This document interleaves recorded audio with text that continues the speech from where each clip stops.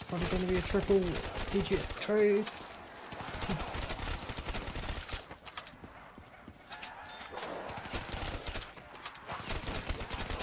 Yep, we're going triple digits for the trade.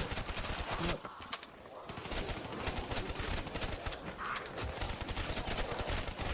Not great.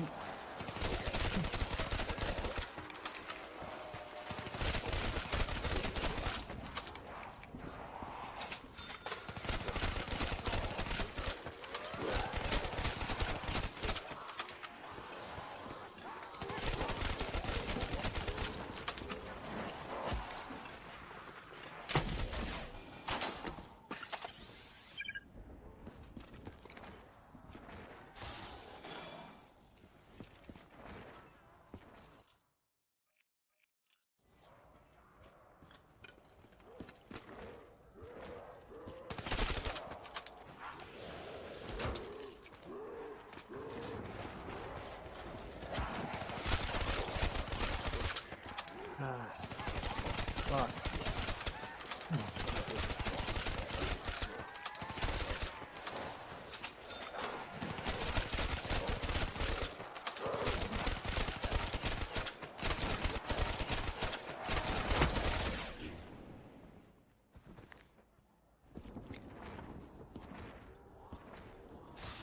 Buddy.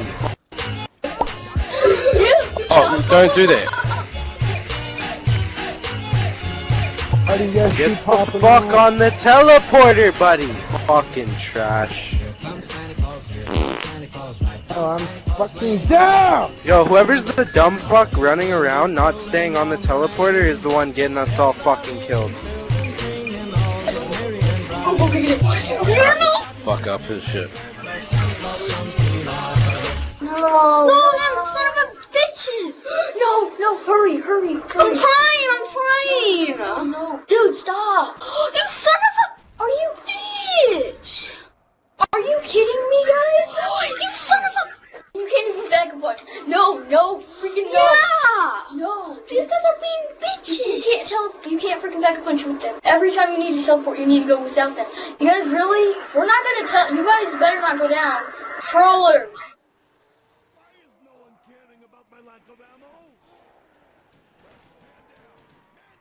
Waves isn't gonna revive me, Scott. I'm done.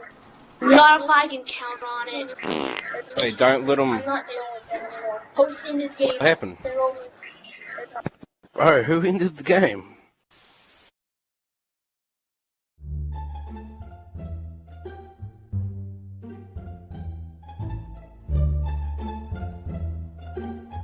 Why? Go away. Go away. Oh my god. Grenade on its way! Fuck off. Go away.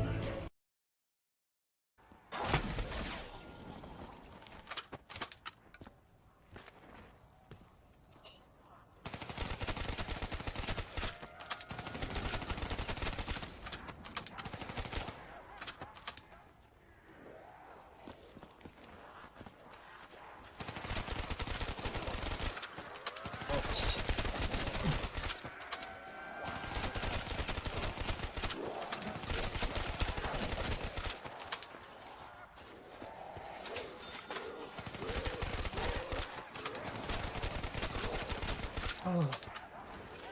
Fuck.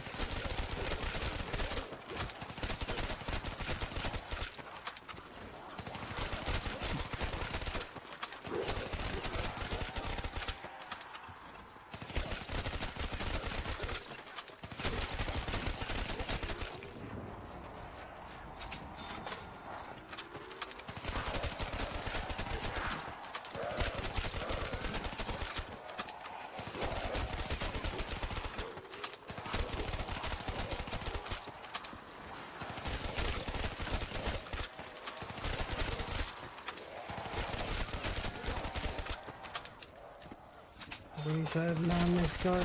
What's he gonna live in his?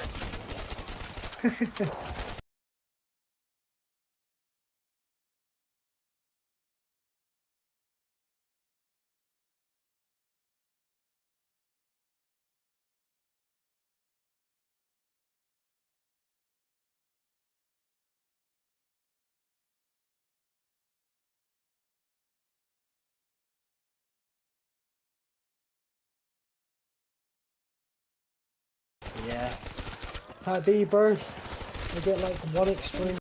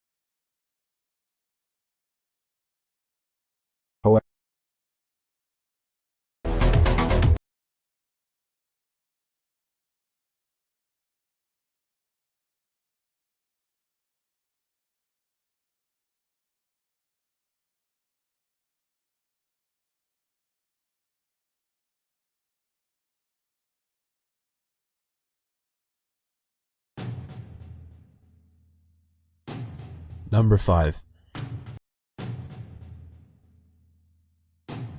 Number 5. Last night, a friend rushed me out of the house to catch the opening act at a local bar's music night. After a few drinks, I realized my phone wasn't in my pocket. I checked the table we were sitting at the bar, the bathroom.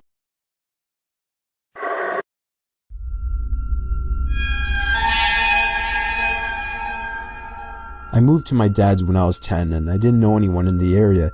I was just 4 or 5 years old and my parents had just separated. My mom was living in a 2-bedroom apartment. I had my own room, but getting ready to go home when the phone rang. I was working the counter alone that night, so I was taking calls. I picked up the phone. There was complete silence, so I hung up. About a minute later, the phone rings again, so I pick up again. Still silence.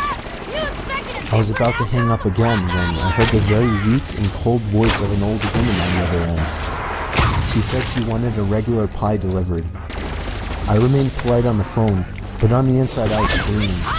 I just wanted to get home and end my shift. I called out to my boss that somebody is requesting a delivery. He told me I had to go. I was upset at first, but I realized it's another tip, and the old ones usually tip the most, so I decided it was okay. I took down the address and told her it would be there soon, but she had already hung up. I thought that was rude, but I ignored it and yelled to the chef that I needed one regular. My boss told me to just go home after the delivery as the place would be closed, so a little before 10 o'clock, I got in my car and put the address into my GPS. The house was 7 miles away. The GPS took me to the quiet side of town. I arrived to the house. It was a small, one-floor house on a very quiet and empty block. I took the pizza and walked up to the door and rang the doorbell. There were no lights on in the house. I hoped that she hadn't given me the wrong address. I rang the doorbell again. There was still no answer. I was about to give up when I turned my head and saw somebody standing at the window. I got a little freaked out and backed up at first, but I eventually got closer to the window to see the person.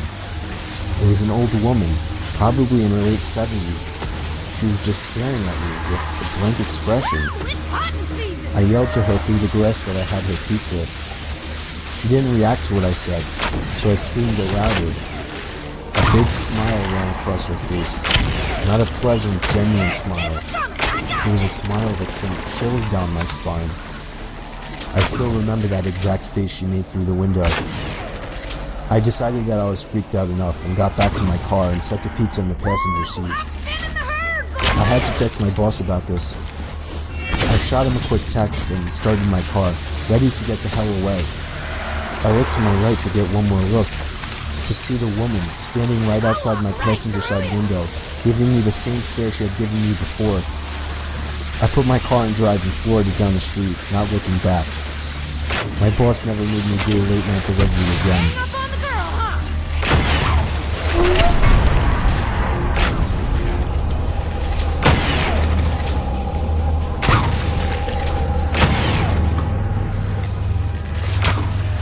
This happened 4 years ago when I was still in high school. I was told to do my last delivery of my shift. I got in my car, which was a 1999 Camry, perfect for delivering pizzas. I GPS'd the address on my phone. I live upstate in the country, so all pizza deliveries were long drives. I remember the sun was starting to set, so it was probably around 7 o'clock. I'd say after a good 15 minutes of driving through the foresty dirt roads, my GPS said I had arrived. It was an old little cottage-like house made almost entirely of wood. It was sitting all by itself in the middle of absolutely nothing but forest. The lawn was completely unkempt, as the grass was almost at knee height. I was used to this kind of thing, so I didn't think much of it. I took the pizza to the front door. There was no doorbell, so I knocked loudly on the door. Within 10 seconds, I heard the sound of footsteps hitting wood on the inside of the house. The footsteps made it to the door and stopped. I started to feel uneasy. I got the feeling that I was being watched, and that's when I noticed there was a peephole in the door. "It's the pizza guy," I called out. I heard a low, harsh-sounding voice on the other side of the door, telling me to bring the pizza out back. I didn't like the idea of going back there. Something didn't seem right. "Are you sure, sir?" I called out. He didn't answer my question. The sound of footsteps didn't move away from the door, so I had the feeling he was still watching me. I almost found myself walking back to my car, but I decided I didn't want any trouble with my boss. The last time I brought a pizza back, he gave me attitude, so I reluctantly walked through the uncut grass and around the small house to the back. I remember there was a shed and a little patio back there. In the patio, there was a table with 4 chairs surrounding it. In one of the chairs, facing away from me, I saw the head of somebody sitting in the seat. I began walking over and said, "Excuse me," but the person didn't even move an inch. "Excuse me," I said again louder. Then from behind me, I heard, "Psst, over here." I turned around to see a man poking his head out from the corner of the house, looking at me with a crazed smile. "Come over here, I want to show you something." I freaked out, turned around and ran around the house in the opposite direction, back to my car, for some reason still holding the pizza. I got in my car, started it, and got away from there. On my way back to the pizzeria, I pulled over to the side of the road and called the police. Eventually, I was informed that there was no sign of anybody having been in that house for a long time. I quit my delivery job a few days after that. I have no idea what would have happened to me had I gone up to that man, but to this day, I still wish I just turned my head to see who or what was sitting in that patio chair.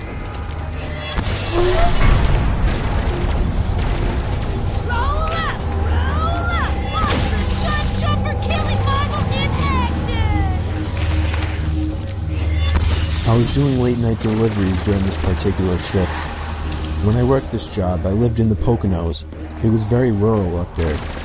I often found myself driving down roads surrounded by nothing but trees, just like this night. Only it was dark and foggy this time. Driving down a shortcut to town that I had taken many times before, I slam on the brakes when I see somebody jump out from the bushes onto the road. The sickening bump and thump from the front of the car confirmed that I had hit the person. I put my hand to my forehead, cursing to myself. I couldn't believe what just happened. I just hit a person. I got out of my car and checked to see if they were alright. It was a man wearing a black hoodie with the hood up. He lay motionless by my car tire. I had no idea what to do. At this point, I was panicking. Why the hell was this guy in the middle of nowhere? Why did he jump in front of my car? And then things got weirder. I can hear a scream for help, coming from the woods to the left of me. Somebody was in trouble. I looked at the man I hit with my car.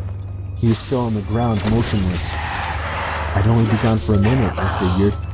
For whatever stupid reason, I thought it was okay to leave the man behind, to go into the woods. I moved in the direction I heard the scream originally, hoping to hear another, but it was just total silence, except for the night creatures making their sounds. "Where are you?" I yelled out. It was at that moment I heard the sound of a foot crushing the leaves on the ground. I turned in the direction of the sound, and even in the dark and foggy weather, I could still make out the figure of somebody hiding behind a tree opposite me. I ran as fast as I could back to my car, looking back constantly to make sure I wasn't being followed. When I got back to my car, the man I had hit was gone. I didn't stick around to wonder where he went. I just got back in my car and proceeded down the road. My heart was racing the whole drive through, but I still ended up delivering the pizza. I got to the house, and when I rang the bell, a middle-aged woman answered. After paying, I noticed that her eyes focused on something behind me, and then she asked me, "They let you guys have delivery partners now?" I was confused and asked her what she meant, and she told me, "You got someone with you in your car." I felt a pain in my stomach as I turned and saw somebody sitting in the backseat of my car. I called the cops using the woman's phone, and they arrived shortly after, but the person in the backseat of my car was already gone. The scariest thing about this whole story, the police found a blood-stained knife on the floor of my car where the man was hiding. This memory still haunts me every day, and I can genuinely tell you, it's painfully scary just to imagine how things could have turned out if I hadn't made the delivery.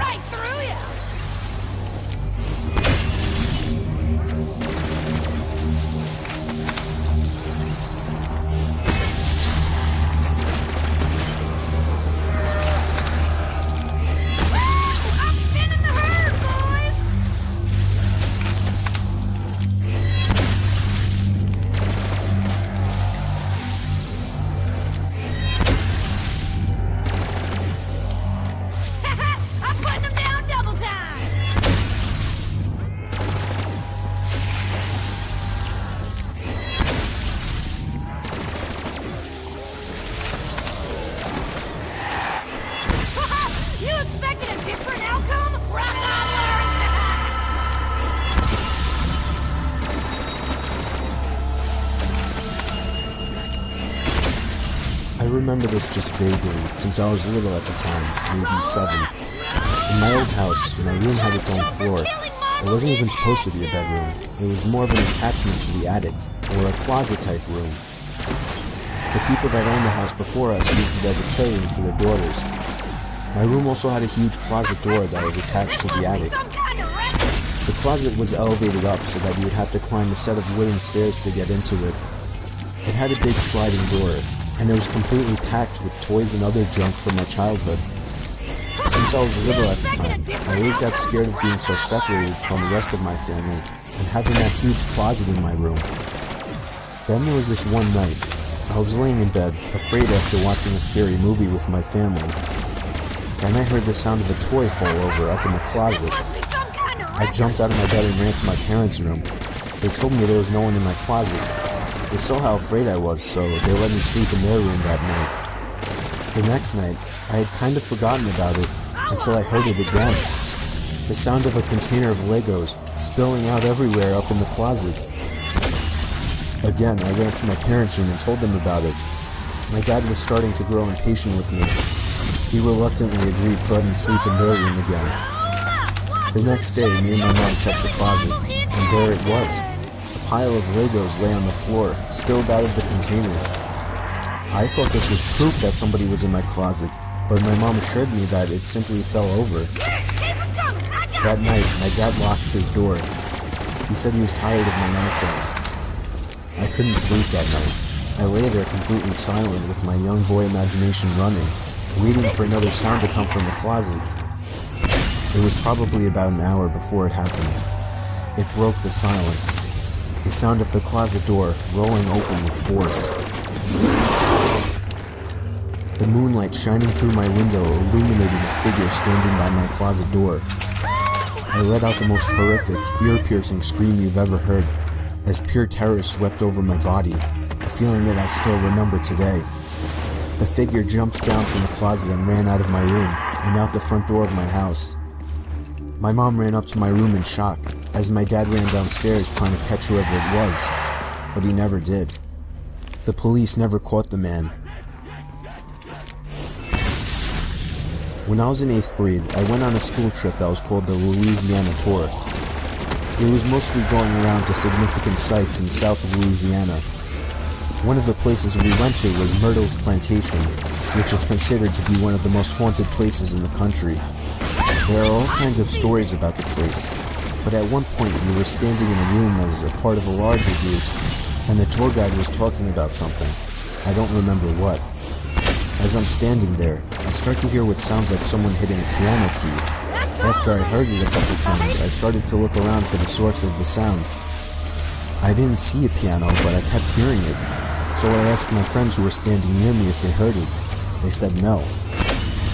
When I heard it again, I said, there it is again, they must have heard it. They thought I was crazy. So I went back to looking around the room. Everyone's eyes were on the tour guide except for one woman. She caught my eye and pointed at me, and then at her ear with a questioning look. I realized she was asking if I heard it too, and I nodded. At this point, the tour guide starts telling a story about a soldier who had died there, and that he played the piano, and multiple guests had reported hearing him playing in the night. I honestly didn't know what to think. I guess I still don't. I talked to the woman as we were all leaving the room, and she said she heard the exact same thing as me, but her husband and son had not heard it.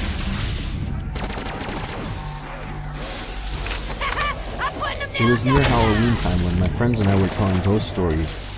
My friend said she was going to tell a story about her parents' first date. She said she didn't like telling the stories since it was actually true, but we prodded her on. To cut to the chase, the parents had a nice, if awkward, first date, and around the time that they would have said goodnight, the male in the situation, who's my friend's dad, suggested that they go for a midnight hike up Provo Canyon. He apparently knew the place, since he had done a fair amount of rock climbing in the area. So the two drove up the mouth of the canyon, got out of their cars, and started hiking under just the light of the stars, since it was a new moon. At some point, the man starts getting a bad feeling, since the pathway ahead, which would pass under some trees, would be dark, and because it was getting quite late. He ignores the feeling and presses on. A minute later, the feeling came back to the man. He ignored it again, and started walking a bit of the way into the trees, when his foot hit something soft in the middle of the path. Under the trees, it was too dark to see just what this soft thing was, and the feeling came back stronger than ever. Instead of finding out what his foot had bumped into, he and the woman both agreed to hightail it out of there. Years later, after being married for some time, they were watching an interview with the serial killer Ted Bundy.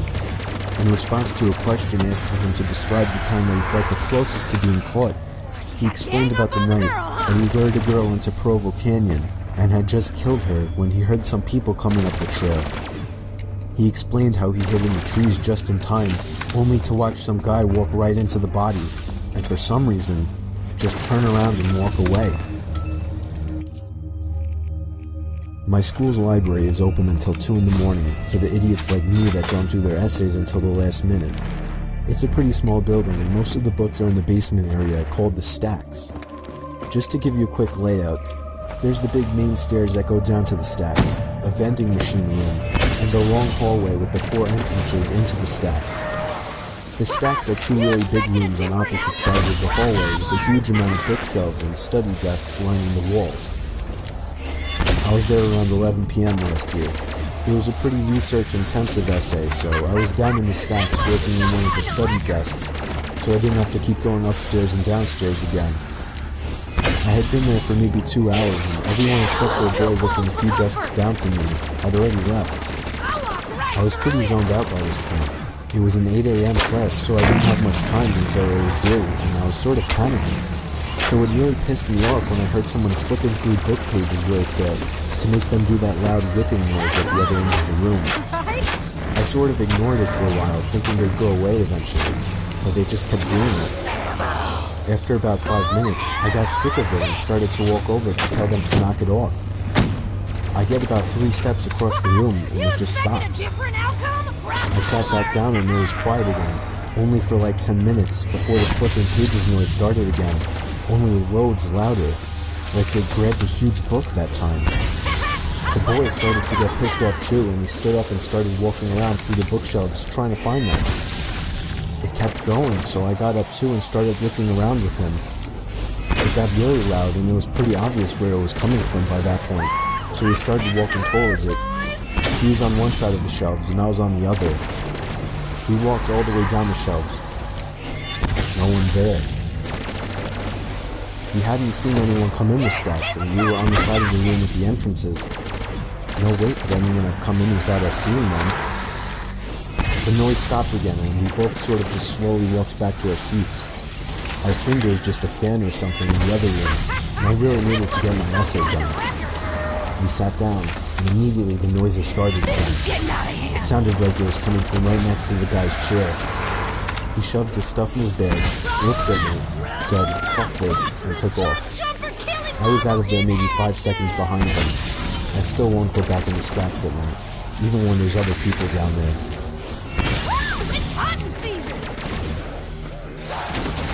This happened when I still had my fishing boat. It was a horrifying experience that will never leave us. Me and my wife departed from the East Coast for a 2-day fishing trip in the North Atlantic. The first day and night were normal. We got a decent catch. At night we played cards while listening to music. It was enjoyable up until the next night. After a slow day at sea, we were playing cards again inside, this night without the music. It was at that moment that we heard the sound of a boat motor. We rushed outside to see a man piloting a crappy old motorboat with absolutely no lights on. He had stopped directly in front of our bow. The man was middle-aged. He had a beard and a baseball cap on. I went up closer and asked him if he needed help. He asked us if we had any spare gasoline. I apologized and told him we didn't. I asked the man if he was low on fuel and if he needed a ride back to the shore, but he declined. He claimed he had plenty of gas, which brought an awkward silence as me and my wife wondered why he asked us for gas then.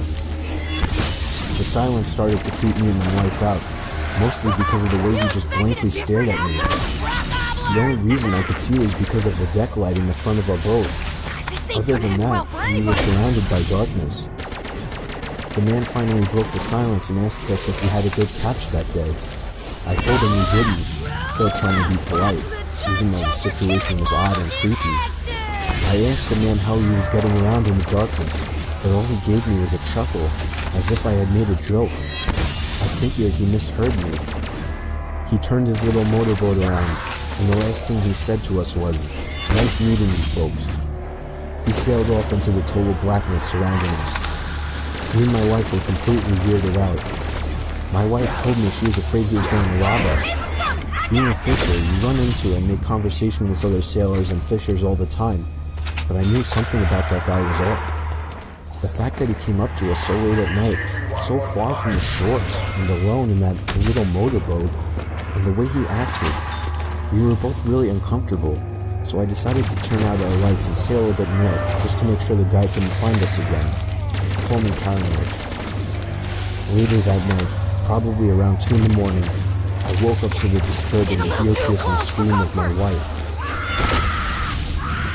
I shot up from my laying position to see a man standing at the edge of our bed.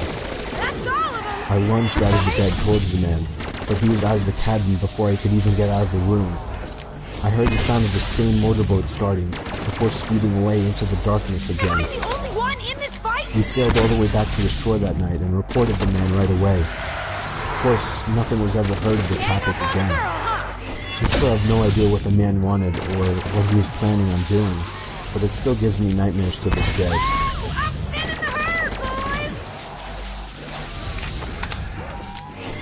The way my bedroom was laid out was that across the room from my bed, there's a small alcove that does not receive any light because of the closet that's slightly in front of it.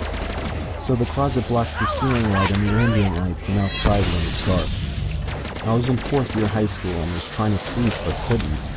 You know that feeling like someone's staring at you? I was feeling it.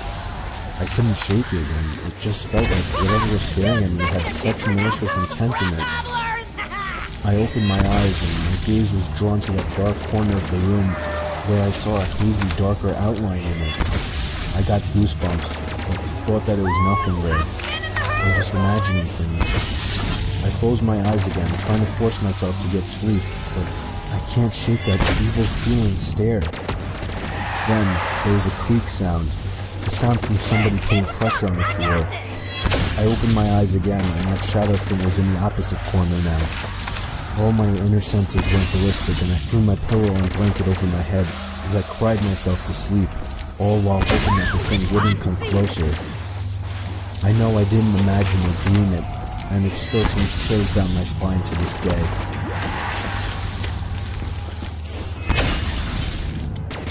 It was the first time my family ever went camping together.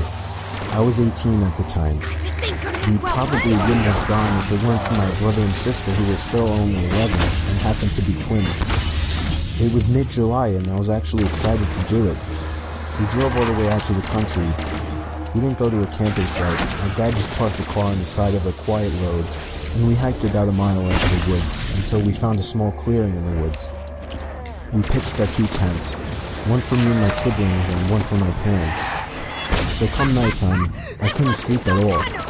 Trying to fall asleep in that sleeping bag was like trying to fall asleep on the grass. I just couldn't get to sleep. I spun around and tried to make myself comfortable for hours. My little brother and sister had been asleep for a long time at that point. And then I heard the sound of the zipper to the tent zipping down. I looked up and saw someone poking their head into the tent. I couldn't see who it was. "Dad?" I whispered. Whoever it was removed their head from the inside of the tent. "Dad?" I said louder. Whoever it was quickly moved away from the tent, leaving it unzipped. I was so confused. I was sure it was my mom or dad just checking on me, so I crawled out of the tent and walked over to my parents' tent. I unzipped it and crawled inside. My parents were both in their sleeping bags. I shook my dad until he woke up. I asked him if he had just checked on us. He said no. I got chills as he said it. Just checked on us. I then woke up my mom, hoping that it was her, but she groggily told me that she hadn't left the tent either. I got goosebumps all over as I came to the realization that somebody actually came up to our tent, opened up the zipper, and peered inside. A stranger. For all I know, some sort of psycho. I couldn't even really tell if my parents took me seriously or not, or maybe I just don't remember. But I do remember that I didn't get a minute of sleep that night.